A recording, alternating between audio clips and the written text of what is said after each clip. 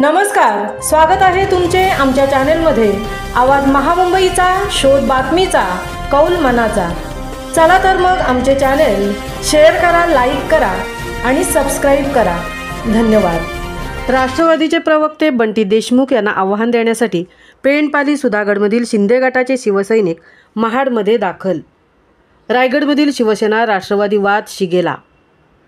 अलिबागचे आमदार महेंद्र दळवी यांनी मागील आठवड्यात रोहा येथे खासदार सुनील तटकरे यांच्यावर केलेल्या वक्तव्याचा निषेध करताना राष्ट्रवादी काँग्रेस अजित पवार गटाचे प्रवक्ते धनंजय देशमुख यांनी आमदार दळवी यांच्या संदर्भातील कौटुंबिक तक्रारींचा केलेल्या उल्लेखाविरोधात संतप्त झालेल्या पेंडपाली सुधागडमधील सुमारे 200 ते 250 शिवसैनिकांनी आज महाडमध्ये जाऊन धनंजय देशमुख यांना आव्हान दिले।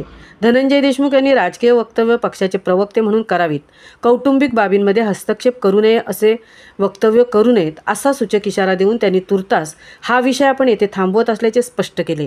संजय म्हात्रे यांनी आम्ही सगळे आमदार दळवी यांचे कौटुंबिक सदस्य असून त्यांच्यावर झालेल्या कौटुंबिक आरोपासंदर्भात जाब विचारण्यासाठी आज महाड येथे दाखल झाल्याचे स्पष्ट करून धनंजय देशमुख यांना महाड येथे येण्याची आवश्यकता नाही, आम्ही महाडच्या छत्रपती शिवाजी महाराज चौकात आलोय, त्यांनी येऊन त्या ठिकाणी बोलावे असे आव्हान देऊन यापुढे अशा गोष्टी केल्यास तांगड्या गळ्यात देऊ अशा भाषेत थेट इशारा दिला।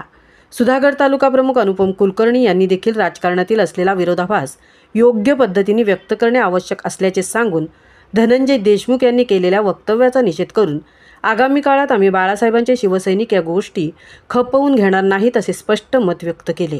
शिवसेना समन्वयक राजेंद्र राऊत यांनी आम्ही शिवसैनिक असून आमचे नेते आमदार महेंद्र दळवी, आमदार भरतशेठ गोगावले व आमदार महेंद्र थोरवे तसेच मुख्यमंत्री एकनाथ शिंदे यांच्या विरोधात केलेली कोणती वक्तव्य खपवून घेणार नाहीत असे सांगून धनंजय देशमुख यांनी केलेल्या आमदार महेंद्र दळवी यांच्या संदर्भातील आरोपांचा समाचार घेतला।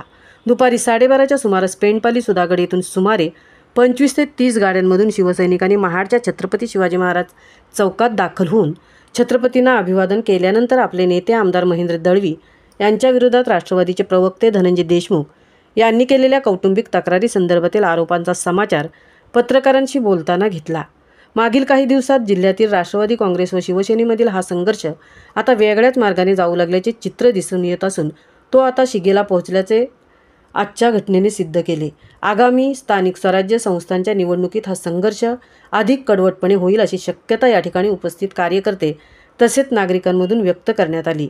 महाड शहर पोलीस ठाण्याचे पोलीस निरीक्षक श्री तडवी यांनी या घटनेची दखल घेऊन तातडीने छत्रपती शिवाजी महाराज चौकात आवश्यक पोलीस बंदोबस्त पाठवून त्या ठिकाणी कायदा व सुव्यवस्था बिघडणार नाही याबाबतची चोख व्यवस्था केली होती। पेंडपाली सुधागड येथून आलेल्या शिवसैनिकांनी आपण तुर्तास हे आपले आंदोलन या ठिकाणी थांबवत असल्याचे जाहीर करून आपल्या गावी प्रयाण केले।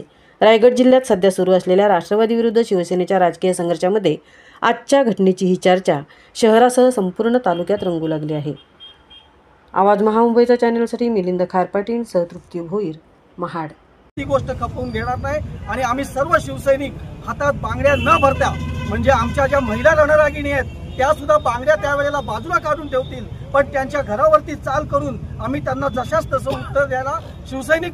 धनंजय देशमुख त्यांना आम्ही भाचे कंपनी किंवा आम्ही शिवसैनिक का आहोत हे धडा शिकवण्यासाठी आम्ही इथपर्यंत पोहोचलो आहोत। तो म्हणाला होता की आम्ही अलिबागला येऊ, तुला अलिबागला यायची गरज नाही, आम्ही महाडमध्ये पोहोचलो आहोत, तुझ्यात जर खरंच दम असेल तर आम्हाला तू चॅलेंज कर, आम्ही तुला कुठेही भेटायला तयार आहोत आणि आम्ही शिवसैनिक का आहोत तो आम्ही नक्की त्यांना धडा। आम्ही महाड शहरामध्ये आलेलो आहे आणि हा एवढा इशारा त्यांना काफी असं त्यांनी समजावं, नाही तर इथलं प्रत्येक शिवसैनिकांच्या पेंड सुधागडमधला असेल, अलिबाग मतदारसंघातला असेल आणि त्याच्यापेक्षा खुद्द महाडभूमीतला असेल तेच त्यांना उत्तर देऊ शकतील। आणि त्यामुळे त्यांनी परवापर्यंत जे बोलले वैयक्तिक त्यांनी आता तिथेच थांबावं आणि हिंमत असेल तर प्रवक्ता म्हणून राजकीयदृष्ट्या बोलावं, मग त्याच्यावर आम्ही कित्येक कार्यकर्ते असेल प्रवक्ते नसलो तरी आम्ही आमच्या पद्धतीने उत्तर देऊ। महेंद्र शेठ तर खूप दूर राहिले, परंतु आमच्यासारखे अनेक पदाधिकारी जिल्ह्यातले एका ते त्यांना त्यांचं उत्तर देतील, त्यामुळे त्यांनी आता ह्याच्यातून धडा घ्या।